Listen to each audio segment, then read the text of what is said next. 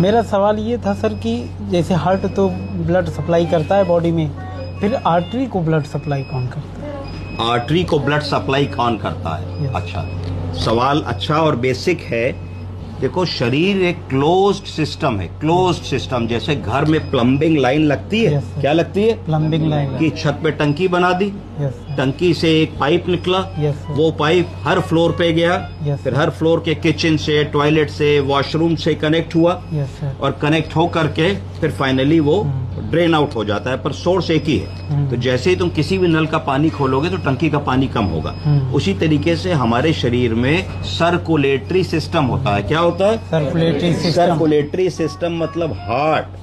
Heart हमारा contract और relax करता है, कॉन्ट्रैक्ट और रिलैक्स करता है। तो शरीर का टुल्लू पंप है जो ऊपर वाले ने, कुदरत ने हम लोगों को दिया है। ये टुल्लू पंप हर समय काम करता रहता है। जब तुम लेटते हो तो उसको कम काम करना पड़ता है, क्योंकि एक सतह पे होते हो। लॉ ऑफ ग्रेविटी के हिसाब से सर, पैर और धड़ तीनों 0 लेवल पे होते हैं। जब बैठ जाते हो तो 90 डिग्री होता है, जब खड़े हो जाते हो तो और हार्ट को ताकत लगानी पड़ती है सर तक ब्लड को ले जाने में।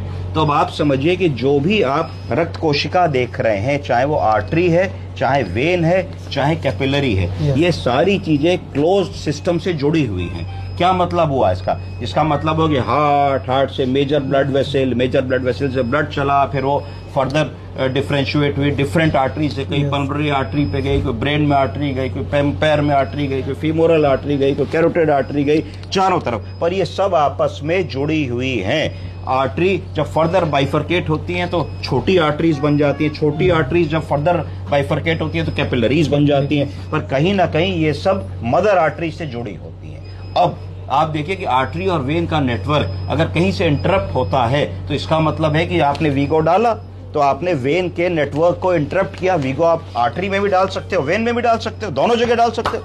कई बार अगर वेन नहीं मिलती है और पेशेंट बड़ा लो होता है तो आर्टरी में भी लोग वीगो डाल देते हैं, क्योंकि दवा जानी चाहिए। आर्टरी में अगर वीगो डाल करके तुम दवा दोगे तो भी वो तुरंत हार्ट पे पहुंचेगी और हार्ट उसको पंप करके बॉडी भर में बांट देगा।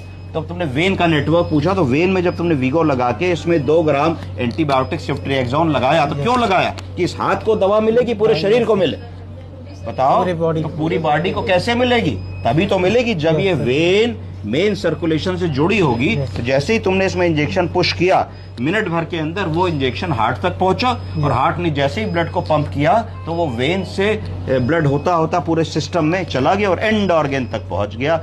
तो delivery of the drug and organ तक हुई थ्रू वेन। इसका मतलब वेन और आर्टरी का जो नेटवर्क है वो पूरे शरीर में एक ताना बाना बना हुआ है, जाल का नेटवर्क।